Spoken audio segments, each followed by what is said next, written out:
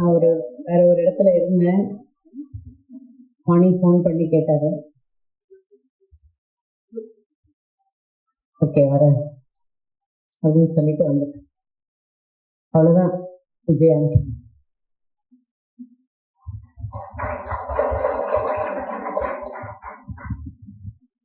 First என்னோட கணவர் தான் இன்ட்ரடியூஸ் பண்ணாங்க.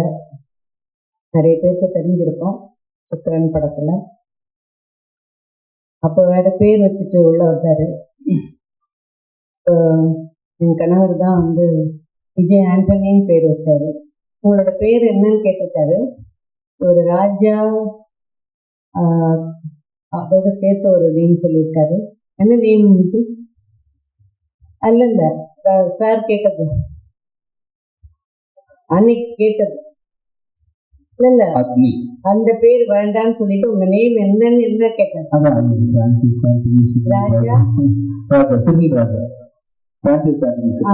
இந்த நேம் சொன்னோன்னு ஒரு விஜய் ஆண்டனி வச்சுட்டாரு. அவரு ரொம்ப ராசியானவர், உங்களுக்கே எல்லாருக்கும் தெரியும். என் கணவர் எவ்வளவு ராசியானவர்னு.